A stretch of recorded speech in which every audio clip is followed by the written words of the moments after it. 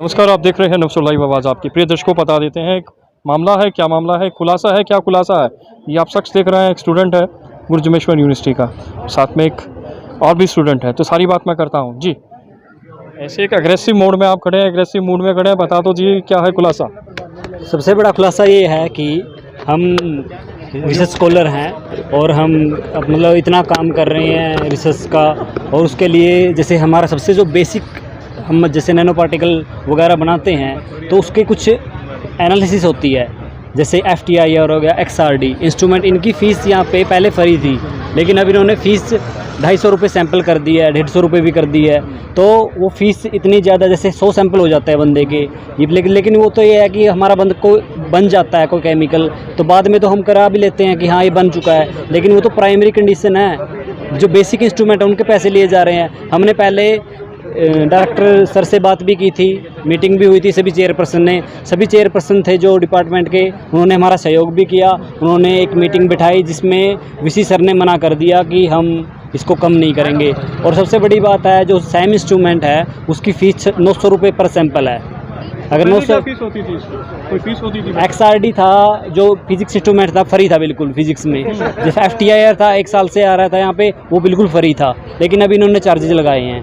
और जैसे रीज़न तो पता होगा चार्जेस लगाने का। वो बोलते हैं कि बहुत सारे हैं कि ऐसे के ऐसे सैंपल दे देते हैं। रीज़न ये है कि वो ज़्यादा नंबर ऑफ़ सैंपल आ रहे हैं। ये भी तो देखो कि वो रिसर्च भी तो हो रही है ना, ज़्यादा सैंपल आ रहे हैं। अगर इतने ज़्यादा सैंपल आ रहे हैं तो अगर मान लें हम बाहर से अगर दूसरी यूनिवर्सिटी के बच्चे आते हैं, वो चार्जेस के पैसे लेते हैं, तो भी इनको ज़्यादा बेनिफिट होता है। मगर मोदी सरकार कह रही है जितना रिसर्च करोगे उतना देश के लिए अच्छा है। हाँ, तो सबसे बड़ी बात, जब करोड़ों रुपए खर्च कर रहे हैं, और सबसे बड़ी बात तो ये है, ये कोई ना कोई सेंट्रल लाइब्रेरी है, वेलफेयर के लिए है, लेकिन बच्चों को लूटा जा रहा है यहाँ पे। किस तरह लूटा जा रहा है? आप खुद देख लो, 900 रुपये, 50 सैंपल हो गए आपके, 900 रुपये से हिसाब लगा लो। और 80% स्टूडेंट है जिनके पास फेलोशिप ही नहीं है, वो क्या करेगा? क्या ये टेंडर भी होता है क्या? मैं खुद ऐसा हूँ जिन्होंने अब की बार, जैसे पहले कोर्स वर्क की फ़ीस नहीं होती थी, तो इन्होंने कोर्स वर्क के अब जैसे फ़ीस लेनी स्टार्ट करी है। कभी भी बोलते हैं बजट नहीं है, फंड नहीं है डिपार्टमेंट में, कोई कुछ आता है नहीं है। और फ़ीस इन्होंने, जैसे फ़ीस 10,000 रुपये फ़ाइन मैंने खुद दे रखी है, और वो सारे बच्चे जिन्होंने दे रखी है, पहले रजिस्ट्रेशन से पहले फ़ीस नहीं ली जाती थी, लेकिन अब फ़ीस पे फ़ीस लिए जा रहे हैं। क्या कह रहे हैं? VC सर ने साफ मना कर दिया है। मना कर दिया है? हाँ। क्या इसको क्या कहेंगे आप? इसको एक्सप्लॉयटेशन कहेंगे? एक्सप्लॉयटेशन है, बच्चे के बर्डन इतना है, मेंटली हरासमेंट किया जा रहा है कि बच्चे रिसर्च करें या इन चीज़ों पे ध्यान दें। अच्छा, सीधी बात ये है कि अब आप बच्चे को लैब का भी चार्ज देना होगा। और सबसे बड़ी बात ये है, कल मैं खुद बैठा था यहाँ पे, रात में इतने बच्चे बैठे हैं, 2 बजे तक तो हमारे बैठ भी नहीं सकते थे हम यहाँ पे, मच्छर इतने हैं। एक दिन बैठ के देखो ना यहाँ पे, हम यहाँ पे ऐसे ही बैठे रहेंगे जब तक हमारी फैसला नहीं हो जाता, हमारे हक में नहीं आता। रवैये को क्या कहेंगे? ये रवैया बिल्कुल वो है कि हाँ, तानाशाही वाला। किसकी तानाशाही? अभी तो VC सर की है। VC सर की तानाशाही? हाँ। तो VC सर आपका कोई तालमेल दिख नहीं रहा है पीछे? आप देख रहे हैं आपके दोस्त भी बैठे हैं धरने पे, कई बातें आती हैं, कहते हैं कि सुविधा के नाम पे सिर्फ दिखावा है। हाँ, दिखावा है, कागजों में इतना पैसा किया जा रहा है वेस्ट, लेकिन यहाँ पे देखो ना, कुछ भी नहीं हो रहा। एक दिन मान लो किसी की विजिट आ जाती है, अभी गवर्नर आएंगे थोड़े दिन बाद, देख लेना, ऐसे साफ कर देंगे जैसे जीप से साफ किया है। लेकिन हाँ, ऐसा हो जाएगा, ऐसा दिखावा होता है यहाँ पे। तो चलिए मैं पूछता हूँ, आप कौन से, ये सर जवाब दीजिए ना। हाँ सर।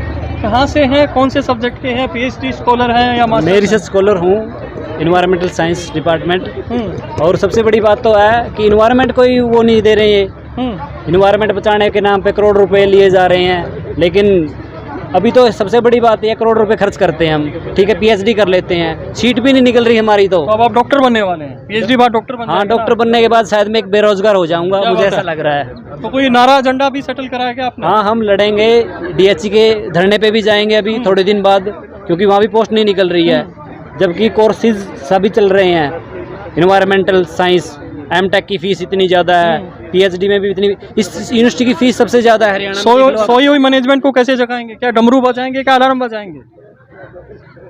हम धरने पे बैठेंगे, पहले शांतिपूर्वक, शाम दाम दंड पे जो तरीका होगा हम अपना करेंगे। चलिए अब ये, नमस्कार, कैसे हैं मैम? बढ़िया। Everything is fine? नहीं।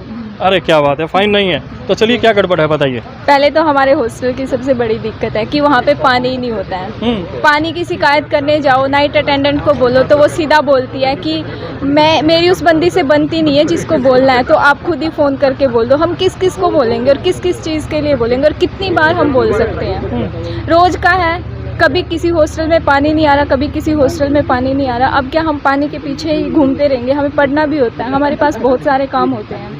कौन सा सब्जेक्ट है, मास्टर्स है पीएचडी है? पीएचडी। पीएचडी के टाइम ही नहीं होता है। और एक बात और, आपके फ्रेंड ने कहा रिसर्च में भी घोटाला हो रहा है, ऐसा कुछ? यहाँ पे हर चीज़ में है। हमारे डिपार्टमेंट की बात करते हैं, उनके पास बजट ही नहीं होता। हमारी स्टडी स्टार्ट नहीं हो रही है क्योंकि उनके पास बजट नहीं है और हमारे केमिकल नहीं आ रहे हैं। कौन से सब्जेक्ट है पीएचडी? फार्माकोलॉजी। फार्मा तो पूरा ही बेस्ड है, पूरा ही बेस्ड ही केमिकल्स पे है। हाँ जी, तो इनके पास जाओ तो इनका एक ही वो आता है कि हमारे पास बजट नहीं है। क्या H2SO4 पूरा मिल रहा है?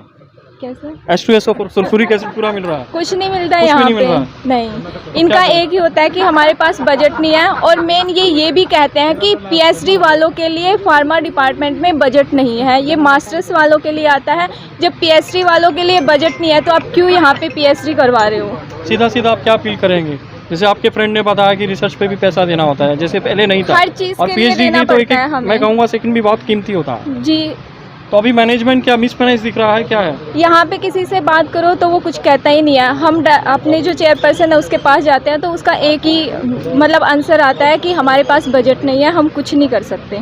तो हम क्या करें? हमारे पास स्कॉलरशिप भी नहीं है, हम तो टोटली बेस्ड है यूनिवर्सिटी के ऊपर। स्टाइफन भी मिलता है आपको? नहीं, हमें यहाँ पे जो यूनिवर्सिटी प्रोवाइड करवाती है एक ही। क्या MTH फ्लैट भी मिलता है? कोई ऐसा होता है कि MTH फ्लैट भी हाँ मिल जी, रहा है? यहाँ पे मिलते हैं जो मैरिड हैं। अच्छा, मैरिड को MTH मिलता है? हाँ, क्योंकि हम वहाँ पे वर्किंग में रहते हैं तो हमारे पास वर्किंग हॉस्टल है। ओनली फॉर मैरिड्स रहता है? नहीं, वहाँ पे नहीं, फ्लैट्स सब तो ओनली रहते फॉर हैं। मैरिड्स रहते हैं। हाँ, ठीक है, तो बताएंगे जो अभी बात चल रही है लैब की बात करते हैं। रिसर्च को लेके कितना प्रॉब्लम आ रहा है?